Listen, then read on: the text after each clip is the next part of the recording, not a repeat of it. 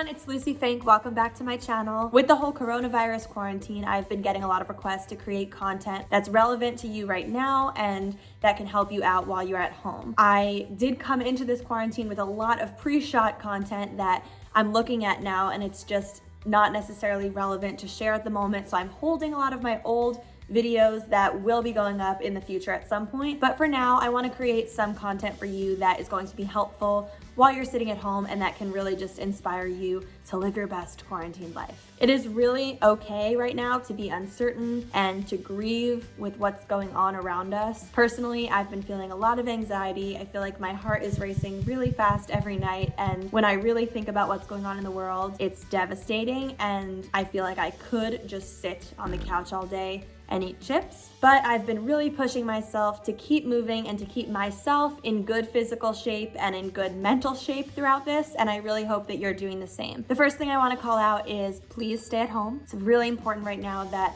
unless you are actively doing something on the front lines, and bless those people who are out there every single day risking their lives, but if you're not one of those people, the best thing you can do is stay at home, donate your money, and be patient. So on to morning routines. If you have followed me for a while, you know that morning routines are something that I'm personally obsessed with. I'm fascinated by morning routines and how everyone's is different.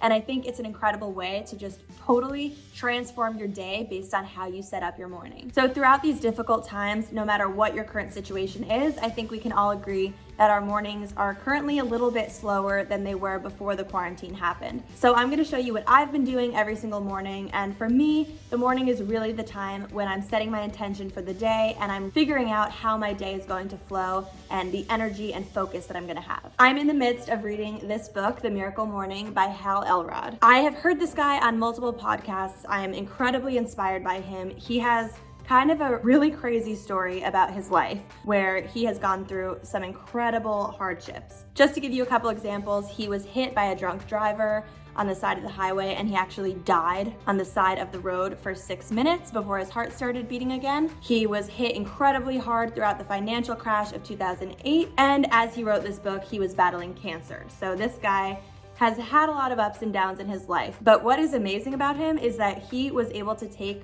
all of those horrible experiences in his life and transform them to be, quote, the best thing that's ever happened to him. He has the best attitude ever. He always emerges from a hardship in a better state than when he went into it. And he has this book out right now that is basically helping people live their best life by establishing a great morning routine. So he breaks down his miracle morning into 6 parts, and he uses an acronym, SAVERS, to determine what each of these elements is. The first S stands for silence. So that's his meditation time. A is affirmations, V is visualization, E is exercise, R is reading, and S is scribing. He really means by that writing or journaling, but he needed an S, so he made it scribing. So here are the steps of my miracle morning routine that I have been doing in quarantine. First things first, I wake up and I just do a little bit of light stretching in bed, and then I immediately get out of bed and I go to the bathroom and brush my teeth. Splash a little bit of water on my face, put my contact lenses in so that I can see. Hal suggests putting on your exercise clothes right here so that you are kind of out of your pajamas and ready for the day, but my pajamas are so comfy, so I keep them on for the first 5 steps, and then I only change into workout clothes for the exercise portion, which I do at the end. My first step in the ritual is silence. So this is where I go through my morning meditation. I have an entire YouTube video about how I meditate every morning. I talk you through some of my strategies. Recently, throughout this week, I have been doing this new meditation technique that's really just a breath count routine. And essentially what I do is I sit in silence and I breathe in,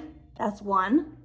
And then I breathe out, that's 2. When I first did this, I was trying to challenge myself. So I basically asked myself, if I sit here for 10 minutes and I breathe in and out as slowly as possible, how many breaths will I have taken at the end of 10 minutes? And I estimated that it would be, I don't know, hundreds of breaths, because I didn't really have any concept of how fast or slow my breathing was. But I shocked myself and I discovered that the first time I did this, I only took 20 breaths in 10 minutes, which means I got to 40 in my counting. That was pretty amazing, and I decided that for the rest of the week, I was going to continue to do that and basically challenge myself to make my breaths longer and deeper and to have a lower number of breaths in the 10-minute time span. So if you're looking for something to do during your silence, consider doing that, or check out my other video for some other meditation strategies, or just do nothing. Think about what you're grateful for, pray, I don't know, you can really do anything in these 10 minutes of silence. Next step is affirmations. So affirmations is basically speaking out loud to yourself and affirming to yourself a belief. I usually choose an affirmation that is related to something I'm trying to work on for that day. So if I'm feeling a little scatterbrained, I might speak aloud an affirmation saying, I am focused, I am organized, and my brain is in order. This book actually gives some examples of affirmations, but I think affirmations are pretty much the easiest thing to find on the internet. The best place to look, I would say, is either just Google Images or Pinterest. And just type in affirmations for XYZ, and you will always be able to find some affirmation that fits with what you're looking to do that day. Throughout this time, I actually speak out loud. I know that in quarantine, you might be in close quarters with other people, and it might be a little bit embarrassing, but get used to speaking out loud. Get used to having other people hear you stating what you want to be. I have the knowledge and skills to make smart decisions for myself. I'm in control of my business and my finances and make smart decisions every day. I let go of any negative feelings and accept all that is good. And there have just been so many successful people that say that affirmations have really helped them get to the next level and achieve success. So follow in their footsteps and try affirmations for yourself. Next is V, visualization. So this is actually something I haven't done before reading this book, but visualization is the process of closing your eyes and actually visualizing your wildest dreams coming true. Hal suggests that you actually choose something that is the craziest thing that you would dream to achieve in your life. Something that maybe right now you can't see how it could possibly happen, but it's something that would be your lifelong dream that would change your entire life. For me, the visualization I've been focusing on is hosting my own TV show. So the way I did this visualization method is I actually typed in live TV show set to Google, pulled up a photo of a talk show set, and I basically sat there and I envisioned all that I would have to do to get to that step, which for me is creating new video content all the time and continuing to take meetings with production companies and talent scouts. And then I visualized the experience of walking onto the set and thinking to myself, this is my set, this is my show, I finally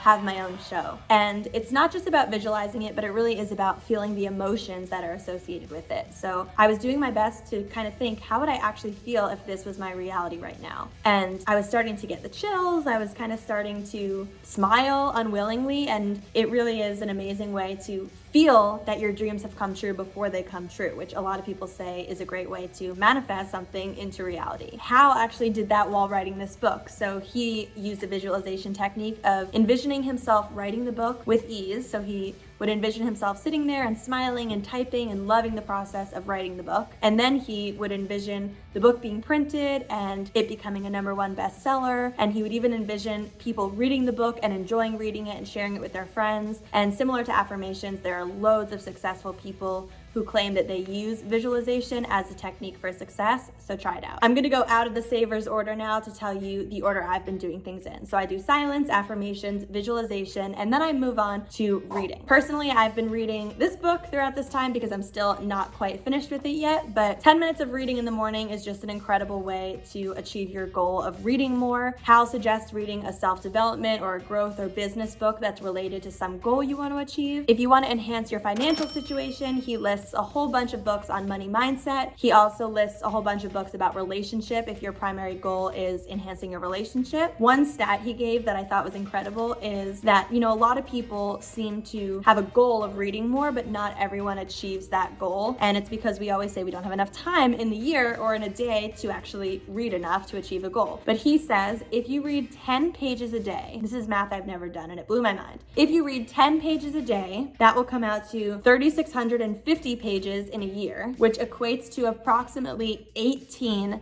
200-page books. That's crazy. I've never read 18 books in a year. I think my max is like maybe 10 if it was a good year, but I always get to the end of the year and wish I read more. So if you just dedicate time to read 10 pages a day, you will read way more than you thought you could. The next step of my morning routine is journaling. And this is something I've been doing since I think October or even a little bit earlier in 2019. And the last journal I used is the first journal ever in my entire life that I filled up cover to cover. And that is my goal with every single journal that I use from here on out. I don't ever want another journal that I just write in the first 2 pages, because that is the story of my past life. I used to have so many journals that I never finished, and it always made me feel really sad to see the pages go to waste. But then when I wanted to start journaling again, I convinced myself that I needed a new journal. So this year I've been using this journal from Bandeau. It's a really big journal with lined pages, and it's pretty thick. And I'm basically halfway through it right now, and it's not even halfway through the year. So I think I'm gonna finish it before the year is up. But when it comes to journaling, you don't even have to use an actual notebook if you don't like writing by hand. There are tons of journaling apps, or you can even just type into a Word document. And there are no rules. You can write stream of consciousness. You can just use some online prompts like, what are you grateful for? What do you want to improve upon today? Anything like that. One thing I do want to say is I was incredibly resistant to journaling in the beginning because I was convinced that my hands started to hurt as soon as I started writing. And that was true. I would write and my hand would get really tired, and so I hated journaling. But once I did it for about a week, my wrist strength improved, and now it does not hurt me at all. So if you're one of those people who says that your wrist hurts, just keep doing it and you will build the muscle. And then my final activity is exercise. So at this point in my morning routine, I change into my workout clothes, and I have been following some online workout videos from Obey. I've also been watching some YouTube videos, but Obey Fitness is one of my favorites. They have on-demand videos and they're amazing. So I put on either a 10 or a 20-minute dance cardio video, which is my favorite type of workout. And I basically just dance and move my body and start sweating first thing in the morning. And as soon as I'm done, I shower and I go downstairs for my morning coffee. Morning coffee is my favorite part of the day. Actually, just morning in general is my favorite part of the day. I love when the sun's up. I am really energized and excited and happy every single morning. So I pour my coffee, I add my milk. It makes me so happy to see the swirling milk in coffee. That's like my favorite thing. If you follow me on Instagram story, you know this already. Recently, I've been stepping outside to get a breath of fresh air with my coffee, and it's just been great to be able to get outside in a private space and get some fresh air during this time. I know not everyone has outdoor space where they can go right now, so even just opening the window and getting some air on your face, I think is really important. We don't want to be breathing in all this stale air of being inside all day, so fresh air. And then I make my breakfast. When it comes to breakfast, I really like having something savory and something a little bit sweet, but I cut out processed sugar throughout some of this quarantine. So what I've been doing is one of my morning toasts is an avocado toast with like salt, pepper, red pepper flakes, and paprika. And the other toast is just butter and cinnamon. And I've been loving that as a breakfast. I feel like the avocado gives me some nice satisfaction that keeps me full for a little bit of time. And then I just get to work and I start doing what I've got to do, which includes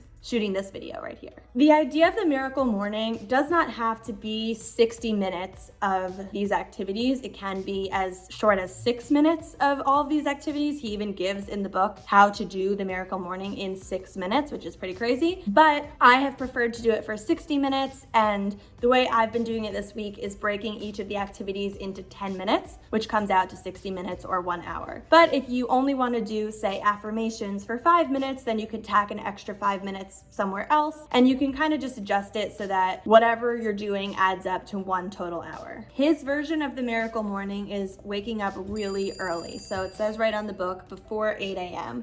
And he actually encourages people in the book to wake up at 6 a.m. or even 5 a.m.